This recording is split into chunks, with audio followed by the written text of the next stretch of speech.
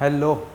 तो जैसे हम लोग ने कल बोला था कि नेक्स्ट पार्ट कल लेंगे, वैसे प्रॉमिस किया है तो निभाऊंगा। आज आया हूँ सेकंड पार्ट लेके, ठीक है।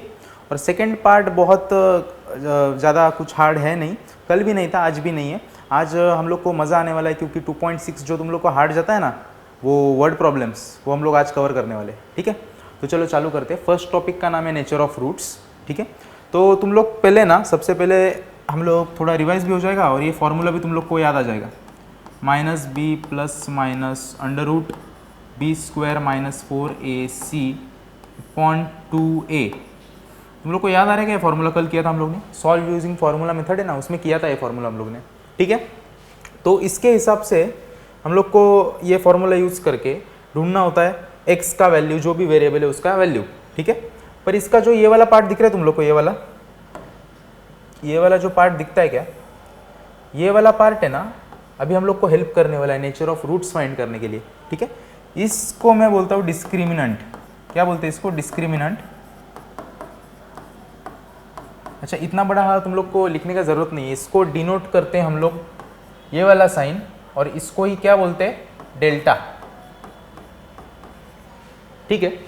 मैंने क्या बोला, जो हम लोग को ये इतना बड़ा फॉर्मूला था ना, उसका एक छोटा सा पार्ट है बी स्क्वायर माइनस 4ac, इसको बोलते हैं डिस्क्रिमिनेंट, और इससे हमको डिनोट करते हैं हम लोग डेल्टा से, ठीक है। और ये इसका वैल्यू जब फाइंड करेंगे, जो आंसर आएगा वो हम लोग चेक करेंगे।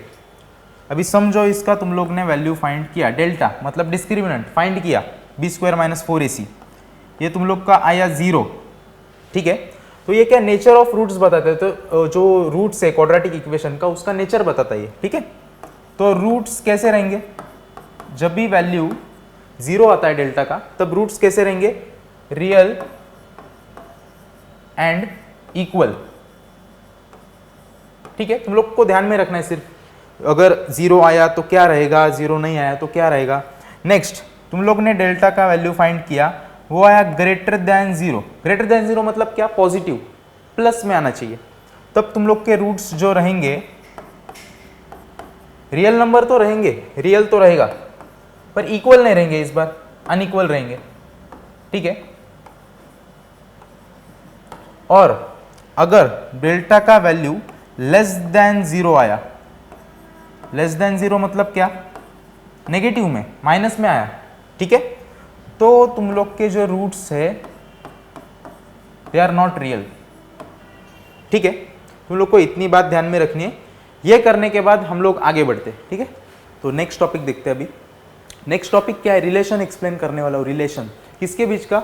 Roots of quadratic equation and coefficient, इन दोनों के बीच का रिलेशन। अभी देखो, alpha beta are the roots of equation, और इक्वेशन क्या है हमारा? A X square plus B X plus C equal to 0। Then अगर ऐसा रहेगा, अल्फा बीटा अगर रूट्स है इक्वेशन का, तो रिलेशन बोलता है alpha plus beta is equal to minus B upon A, ठीक है।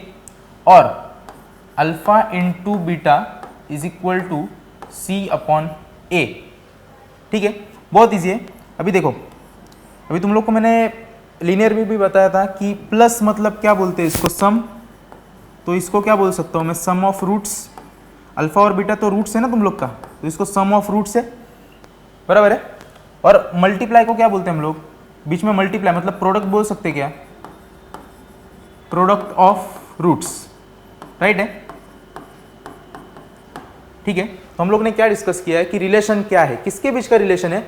रूट्स और इसके कोएफिशिएंट्स। देखो, रूट्स मतलब कौन से? अल्फा और बीटा, और इसका कोएफिशिएंट क्या है? ए बी सी, इनके बीच का है ना रिलेशन एक्सप्लेन किया हम लोग ने, ठीक है। तो इतना ध्यान में मत रखो, तुम लोग को दो ही चीज ध्यान में रखना है कि अल्फा प्लस बीटा का तुम लोग, ये फॉर्मूला है, अल्फा प्लस बीटा क्या? माइनस बी अपॉन ए, अल्फा इंटू बीटा क्या है? सी अपॉन ए। कभी तुम लोग को आया प्रोडक्ट ऑफ रूट्स, तो ध्यान में रखने का कि अल्फा इंटू बीटा की बात चल रही है, और सम ऑफ रूट्स आया तो किसकी बात चल रही है? Alpha plus beta. इतना तुम लोग कैप्चर करो जल्दी, हम लोग आगे बढ़ते थे। तो आगे हम लोग को एक्टिविटी देखना है, ठीक है। तो देखो, ये तुम लोग की एक्टिविटी बना के रखा है मैंने। क्वाड्रेटिक इक्वेशन दिया इधर ax² + bx + c = 0। अच्छा तुम लोग को है ना b² - 4ac मतलब क्या, डिटर्मिनेंट डेल्टा, ये सब वैल्यू तुम लोग को ऑलरेडी गिवन है कि इसका वैल्यू क्या है, डिस्क्रिमिनेंट का वैल्यू, मतलब b² - 4ac का वैल्यू फाइ प्लस फाइ है ऊपर नीचे, और ऊपर प्लस फाइ नीचे माइनस फाइ। तो अभी तुम लोग को सिर्फ इतना ही बताना है कि नेचर ऑफ रूट्स क्या है, बताए। अच्छा नेचर ऑफ रूट्स हम लोग ने डिस्कस किया था, तो तुम लोग को मालूम रहेगा अभी नेचर ऑफ रूट्स क्या होता है, ठीक है। ग्रेटर देन 0 आया मतलब पॉजिटिव आया तो क्या होता है, रियल एंड अनइक्वल, और लेस देन 0 आया तो क्या होता है, नॉट रियल।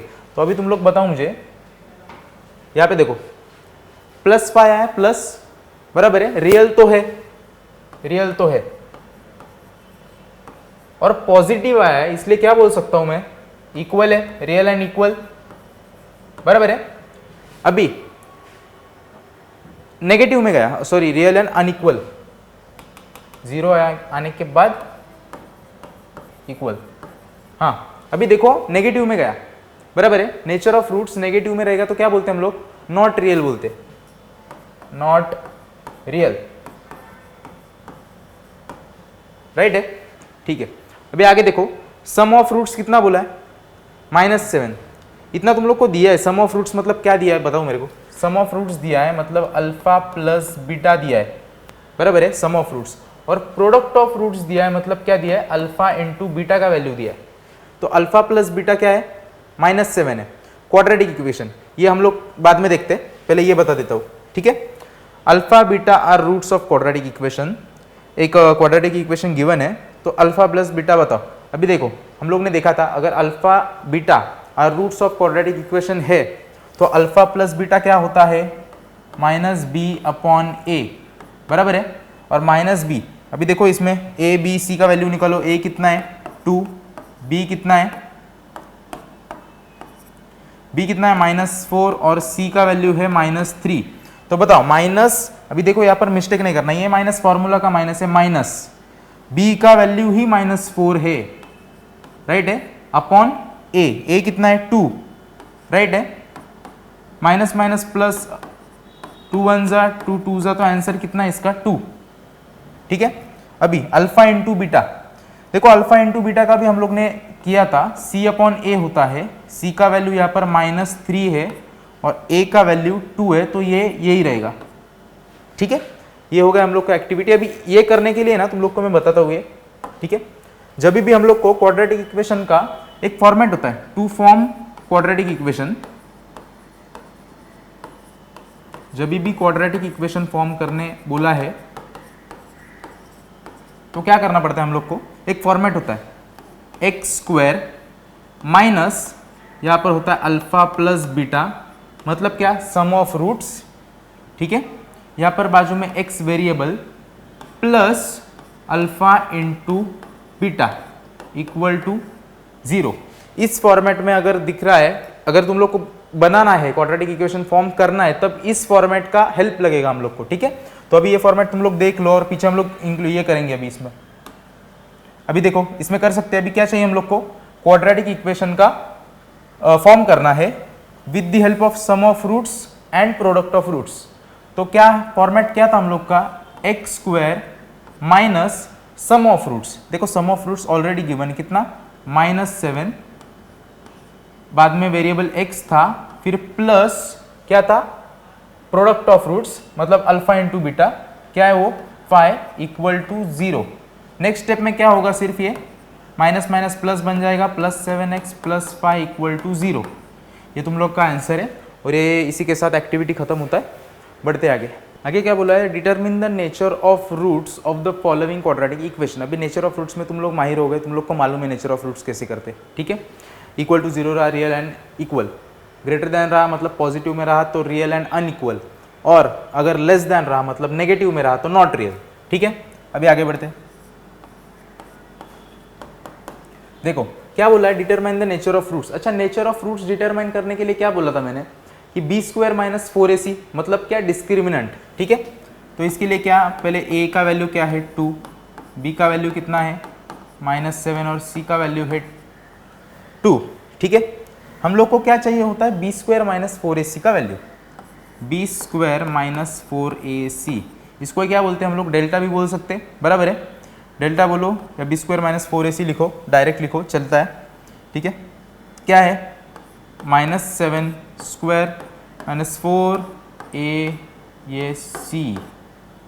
बताओ, माइनस का ऊपर पावर में अगर इवन नंबर रहा तो प्लस में आंसर आता है, 4 2 ज़ा 8, 8 2 ज़ा 16। इसको माइनस करो, इधर बचता है 3 और 4 - 1 फिर से बचता है 3। तो देखो ये जो बी स्क्वायर माइनस 4ac मतलब ही डेल्टा का जो वैल्यू है वो क्या आया, 33 प्लस में आया, बराबर है। अगर प्लस में आया मतलब क्या आया, ग्रेटर देन 0 आया, और ग्रेटर देन 0 आया मतलब क्या, द नेचर ऑफ रूट क्या है, रियल एंड इक्वल टू 0 नहीं आया है, प्लस में आया है, रियल एंड अनइक्वल, ठीक है। चलो आगे बढ़ते हैं। इसके बाद क्वाड्रेटिक इक्वेशन फॉर्म करना है हम लोग को, और मैंने क्वाड्रेटिक इक्वेशन फॉर्म कैसे करते हैं इसके लिए ऑलरेडी तुम लोग को एक फॉर्मेट देखे रखा है, बराबर है। फॉर्मेट क्या बोलता है, एक्स स्क्वायर बीच में माइनस, यहाँ पर सम ऑफ रूट्स मतलब alpha plus beta, variable x आएगा, फिर plus product of roots equal to 0। ये तुम लोग को फॉर्मेट ऑलरेडी मालूम है, ठीक है। तो देखो अभी फॉर्मेट के हिसाब से जाएंगे। फॉर्मेट में तुम लोग को देखो पहला क्या चाहिए, फॉर्मेट में क्या चाहिए तुम लोग को, देखो जरा फॉर्मेट देखो जरा, तुम लोग क्या चाहिए, तुम लोग को अल्फा प्लस बीटा चाहिए और अल्फा इंटू बीटा चाहिए, बराबर है। तो वो पहले फाइंड कर लेंगे। देखो फर्स्ट जो है इसको मैं बोलूँगा ये अल्फा है, ये जो -1/2 ये बीटा है हमारा, ठीक है। अल्फा प्लस बीटा का वैल्यू चाहिए वो फाइंड करेंगे और लास्ट में एंड में पुट करेंगे, बराबर है। अल्फा प्लस बीटा, बताओ अल्फा प्लस ये बीटा का वैल्यू है तो ये माइनस बनेगा और कैंसिल होके क्या आएगा, 0। नेक्स्ट क्या चाहिए, अल्फा इंटू बीटा। बताओ अल्फा इंटू बीटा क्या होता है, 1/2 इंटू -1/2 मतलब क्या लिखोगे, -1/4। ये हो गया अल्फा इंटू बीटा। अभी इसमें पुट करते, ठीक है। देखो x square minus alpha plus beta क्या आया, 0 into x plus alpha into beta क्या आया, -1/4 इक्वल टू 0। अब देखो ये वाला टर्म तो 0 बनेगा पूरा, राइट है। डायरेक्ट ये वाला लिखेंगे, प्लस माइनस माइनस होगा, तो ये है तुम लोग का फाइनल आंसर। ये हम लोग का क्वाड्रेटिक इक्वेशन फॉर्म हो गया, ठीक है। ये तुम लोग लिख लो, फिर बढ़ते आगे। नेक्स्ट क्वेश्चन देखो अभी, sum of roots of quadratic equation is double their product, find K if equation is, और इक्वेशन गिवन है हम लोग को, ठीक है। तो देखो पहला इक्वेशन लिख लेते हैं यहाँ पे,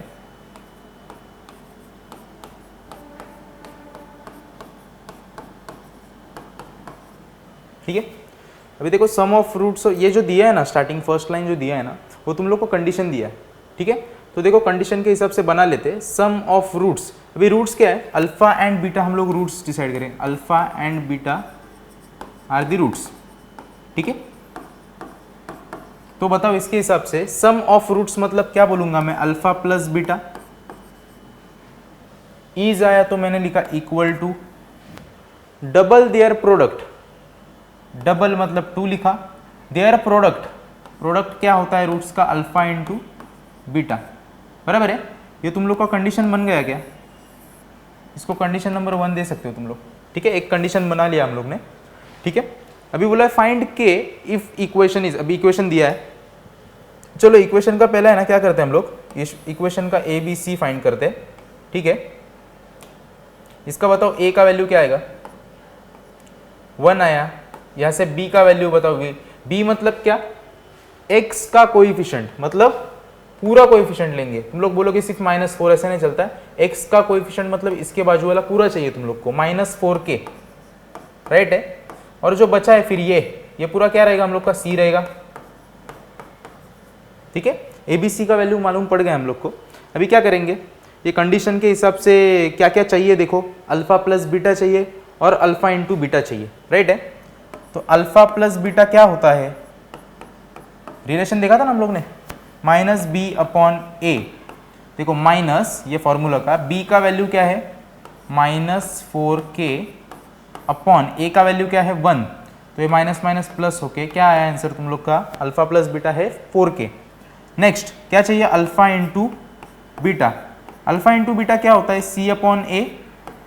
तो c अपॉन ए के हिसाब से बताओ मेरे को, c किधर है हम लोग का, k प्लस 3 अपॉन ए मतलब 1, क्या आया k प्लस 3 सब आया। अभी तुम लोग को k फाइंड करने के लिए सिर्फ ये पुट करना है इस कंडीशन में। और ये तुम लोग होमवर्क कर सकते हो क्या, चलो करके देता हूँ, तुम लोग बाद में करो, ठीक है। अल्फा प्लस बीटा देखो, अल्फा प्लस बीटा क्या है 4k equal to 2 into alpha into beta क्या है k प्लस 3, राइट है।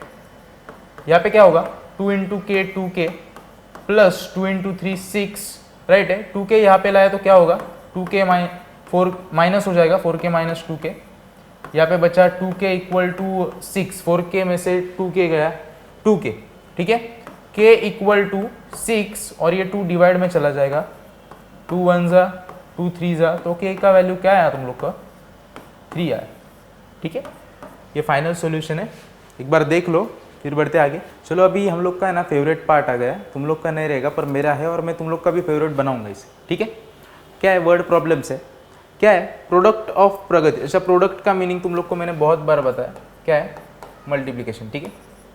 प्रोडक्ट ऑफ प्रगति's एज 2 years अगो, ये क्वेश्चन हम लोग का इसके पहले भी ऐसा क्वेश्चन हुआ था, ठीक है। 2 years अगो 3 years अगो ये मैंने तुम लोग को समझाया था।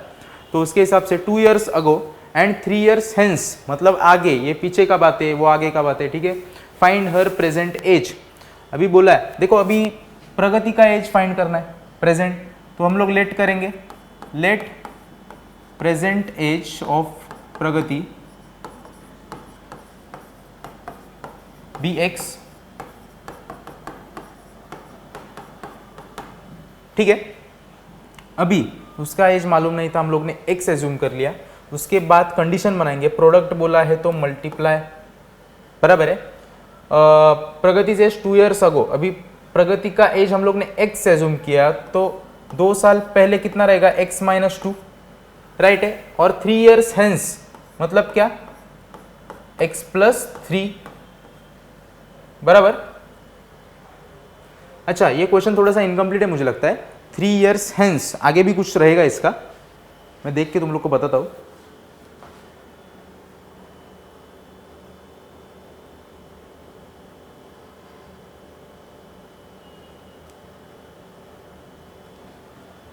देखो 3 years हेंस इज 84 बोला है, इज 84, ठीक है।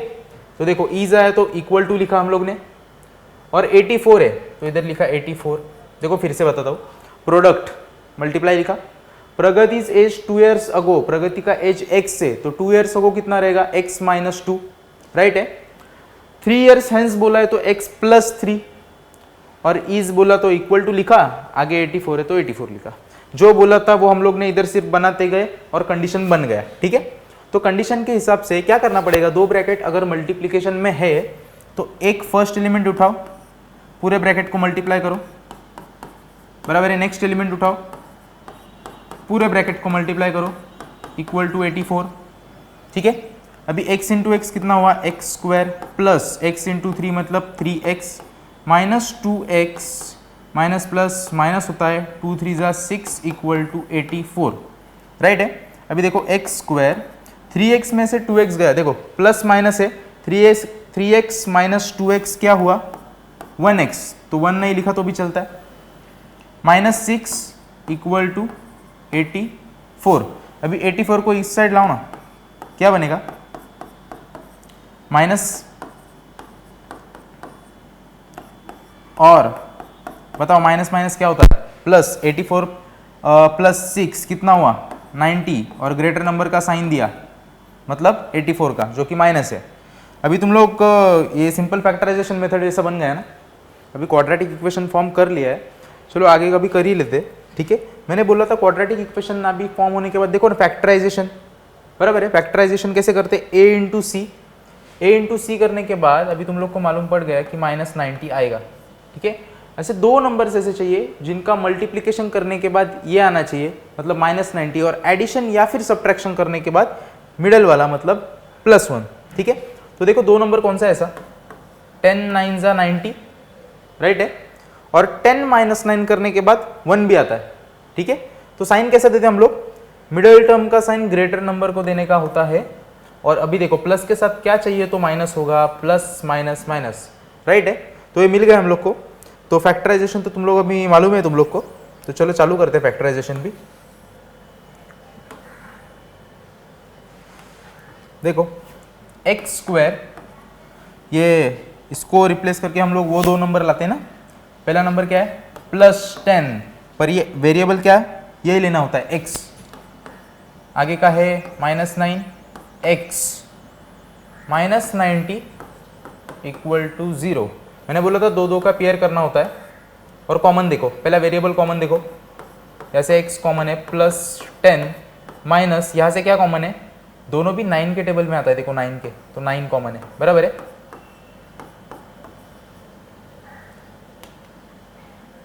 और तुम लोग को है ना, मैंने पिछले बार बोला था, देखो 9 10 जा 90, बराबर है। पिछले बार मैंने ऐसा बोला था तुम लोग को कि ये अगर 2 ब्रैकेट सेम आया ना, ये वाले, तो राइट है, ये सेम आया तो समझने का राइट डायरेक्शन पे जा रहे हैं हम लोग, ठीक है। और यहाँ से तुम लोग को हिंट भी मिलता है कि अगर इधर +10 आया ना, तो तुम लोग को आगे हिंट भी मिलता है कि अरे इधर ना 10 आने वाला है, बराबर है। तो देखो जो सेम आया है वो एक बार लिखते हैं हम लोग, = 0, और x - 9 = 0। x चाहिए, 10 को वहाँ पर भेजेंगे, -10 आता है, बराबर है। और 9 चाहिए, x चाहिए, -9 को भेजा, +9 आया, बराबर है। अभी मेरे को बताओ, कभी एज माइनस में देखा है, अरे एज कितना है, -10 एज है मेरा, ऐसा होता है क्या, नहीं ना। तो माइनस नहीं चलेगा, तो x एज जो होता है माइनस में नहीं चलेगा, नॉट इक्वल टू -10, ठीक है। तो हम लोग का राइट एज क्या है, प्रगति का एज क्या है, 9 ईयर्स, ठीक है। तो नीचे तुम लोग को सेंटेंस में लिखना है बस, ठीक है। अभी आगे बढ़ते हैं इसके बाद। बहुत बड़ा दिख रहा है ना, 5 लाइन्स का दिख रहा है, बहुत बड़ा दिख रहा है, ठीक है। कुछ नहीं है, सिंपल है ये भी। देखो मैं तुम लोग को बता रहा हूँ, पहले ना एक सिनारियो इधर देखो, ये 5 समझो चॉकलेट है तुम लोग के पास, चलो 6 कर देते हैं, ठीक है। मैं बता रहा हूँ एक चॉकलेट का प्राइस 2 रुपीज़ है, तो मेरे को तुम लोग ये बताओ कि 6 चॉकलेट का कितना रहेगा प्राइस, ठीक है। तो क्या करोगे तुम लोग, 2 + 2 + 2 + 2 + 2 + 2 ये करोगे, ठीक है। देखो स्मार्ट वर्क करो, हार्ड वर्क मत करो। ये एक चॉकलेट का प्राइस इनटू कितने चॉकलेट से, 6 है, बराबर है, = 12, बराबर है। तो हम लोग ने क्या किया, यहाँ पे क्या किया तुम लोग देखो एक बार, क्या किया हम लोग ने ये किया कि नंबर ऑफ चॉकलेट्स देखा कितना है, 1 2 3 4 5 6, तो 6 लिखा, बराबर है। और मल्टीप्लाई बाय एक चॉकलेट का कॉस्ट किया, एक चॉकलेट का कॉस्ट कितना है 2, तो ये किया हम लोग ने, बराबर है। तो इसी के हिसाब से देखो इधर क्या बोला है, ये सिनारियो एक्सप्लेन करने के बाद ये तुम लोग को ठीक से समझ में आएगा। देखो अभी, मिस्टर कसम runs a small business of making earthen pots.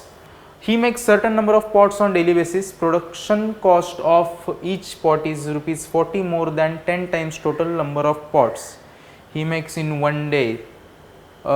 If production cost of all pots per day is 600, find production cost of one pot and number of pots he makes per day. तो एक एक line बताता हूँ तुम लोग को अभी। Mister कसम runs a small business of making earthen pots, earthen pots बनाता है वो, ठीक है। अच्छा, ही makes certain number of pots, अभी कितना नंबर ऑफ पॉट्स बनाता है, कितना बनाता है, इधर मालूम है हम लोग को 6 है, तुम लोग को मालूम है अभी नहीं ना, तो उसको x एज्यूम करेंगे। कितना पॉट्स बनाता है, पॉट्स पर डे कितना बनाता है मालूम नहीं है ना, तो उसको x एज्यूम कर लिया, बराबर है, ठीक है। अभी production cost of each pot, एक पॉट का प्रोडक्शन कॉस्ट, इधर देखो एक चॉकलेट का कॉस्ट मालूम था तो हम लोग ने कैसे कैलकुलेट कर लिया ना, तो तुम लोग को एक का कॉस्ट मालूम होना जरूरी है, ठीक है।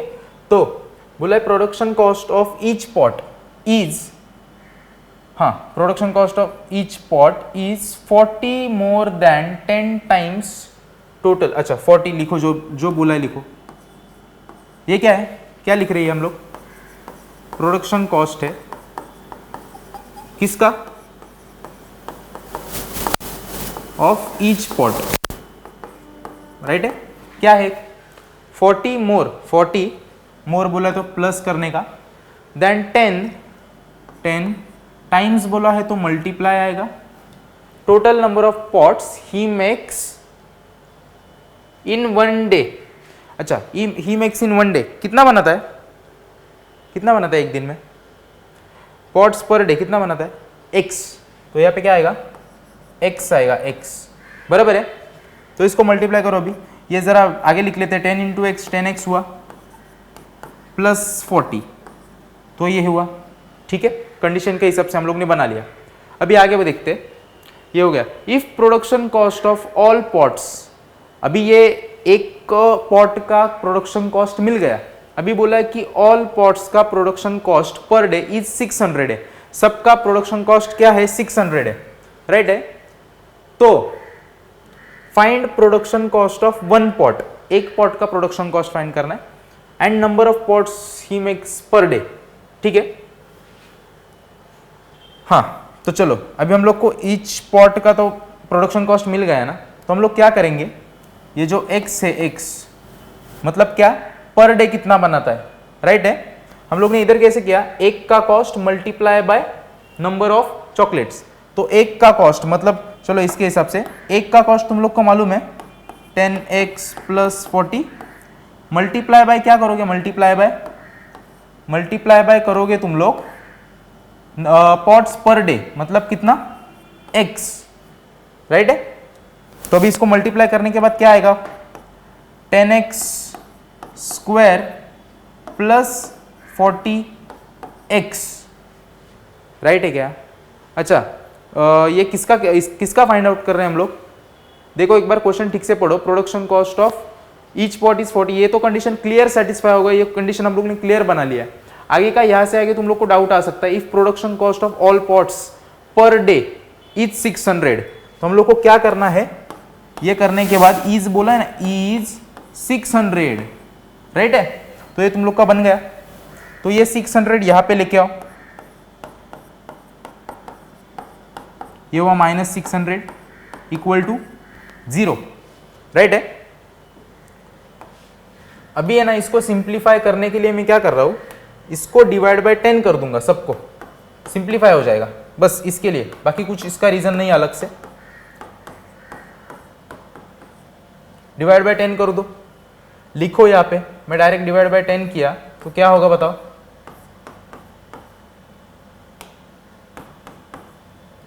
0 0 कट, राइट है। तो यहाँ पे क्या बचा x square plus 4x minus 60 equal to 0, ठीक है, बन गया तुम लोग का क्वाड्रेटिक इक्वेशन। इसके आगे तुम लोग कर सकते हो, क्या करेंगे इसके आगे, फिर से वही -60 आएगा, a इंटू सी करने के बाद दो नंबर्स ढूंढना है तुम लोग को जिनका मल्टीप्लिकेशन 60 आना चाहिए और एडिशन या फिर सब्ट्रैक्शन करने के बाद कितना आना चाहिए 4 आना चाहिए। तो सिंपल है, 10 6 60 आता है, और 10 - 6 करने के बाद मिडल टर्म मतलब 4 भी आता है, तो मिडल वाला साइन ग्रेटर नंबर को देने का, और इसके साथ माइनस देंगे तो प्लस माइनस माइनस होगा, बराबर है। तो देखो एक्स स्क्वायर आगे क्या है plus 10x minus 6x minus 60 equal to 0। Next दो का पेयर बनाओ, मैंने बोला था, यहाँ से x वेरिएबल कॉमन मिला है, बात भाई इन दोनों में से क्या है कि 6 के टेबल में दोनों भी आता है, राइट है। मैं तुम लोग को बोल रहा हूँ जब सेकेंड टर्म का बात आता है ना सेकेंड पेयर का, तो मोस्ट ऑफ टाइम्स, मैंने बोला कि हर बार नहीं, मैं बोल रहा हूँ मोस्ट ऑफ टाइम्स पहला नंबर ही कॉमन निकलता है, ठीक है। अभी आगे देखो x प्लस 10 इक्वल टू 0 और x माइनस 6 इक्वल टू 0, तो x इक्वल टू क्या आएगा, 10 वहां पर चला गया -10 आएगा, और x इक्वल टू नेक्स्ट क्या था प्लस 10 वहां पर गया माइनस हुआ, -6 से आगे जाएगा तो क्या होगा, राइट हैंड साइड शिफ्ट हुआ, क्या हुआ 6 हुआ, तो देखो माइनस में आने वाला है नहीं, तो ये तुम लोग का फाइनल आंसर है, बराबर है। फिर से एक बार तुम लोग को बता रहा हूँ, देखो ये पूरा मालूम है, हम लोग सिर्फ कंडीशन कैसे बनाना है ये देख लो। He makes certain pots on daily basis, कितना पॉट्स बनाता है मालूम नहीं, तो हम लोग ने क्या किया x एज्यूम कर लिया, बाद में बोला है production cost of each pot, एक पॉट का प्रोडक्शन कॉस्ट मालूम होना चाहिए ना, एक का कॉस्ट मालूम है तो हम लोग सबका डायरेक्ट मल्टीप्लाई कर सकते हैं, बराबर। 40 तो लिखा 40 बराबर 40, मोर देन तो प्लस लिखा, 10 टाइम्स बोला तो मल्टीप्लाई लिखने का, number of pots he makes in one day, he makes in pots per day, एक दिन में कितना बनाता है x, तो x लिख लिया, तो 10x प्लस 40 बन गया, उसका क्या है production cost of each pot. ठीक है, बाद में तो उन लोग ने कंडीशन में ऐसे बोला if production cost of all pots per day is 600।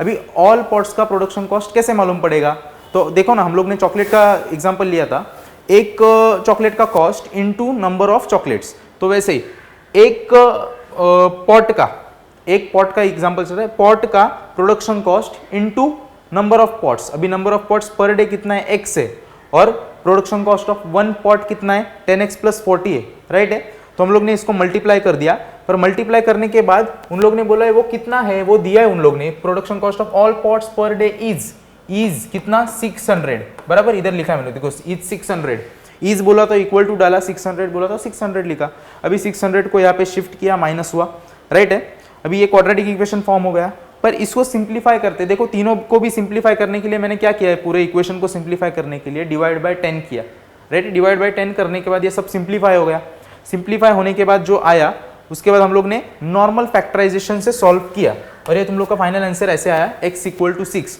तो बताओ अभी समझा है कि नहीं, देख लो और बताओ। ठीक है, देखो नेक्स्ट क्वेश्चन देखते हैं, a father's age is 3 times the sum of ages of his 2 children. ठीक है, तो पहले ना लेट कर लेते हैं, let father's age be x, बराबर है, अभी ना 2 चिल्ड्रंस की भी बात हो रही है, बराबर, तो लेट करेंगे, ये तुम लोग लेट करो, चिल्ड्रन 1 बोलता हूँ मैं, ठीक है, चिल्ड्रन 1 को y एज्यूम कर लेंगे, और चिल्ड्रन 2 बोलता हूँ मैं, कुछ भी बोलो तुम लोग, इसको z कर लेंगे।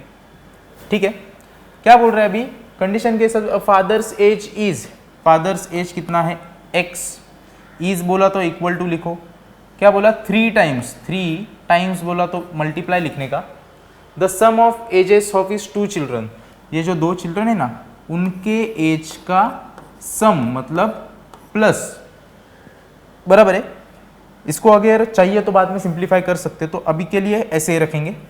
नेक्स्ट क्या बोल रहा है, आफ्टर 5 ईयर्स, अच्छा आफ्टर 5 ईयर्स, तो यहाँ पे ना आफ्टर 5 ईयर्स का सिनेरियो लिखते, after 5 years father's age will be 2 times the sum of their ages, find the present age of father। ठीक है, तो आफ्टर 5 ईयर्स बोला है, आफ्टर 5 ईयर्स क्या रहेगा बताओ, फादर्स एज कितना रहेगा आफ्टर 5 ईयर्स, x प्लस 5, आज x से तो 5 साल बाद x प्लस 5, चिल्ड्रन 1 का क्या रहेगा y प्लस 5, और चिल्ड्रन 2 का क्या रहेगा z प्लस 5।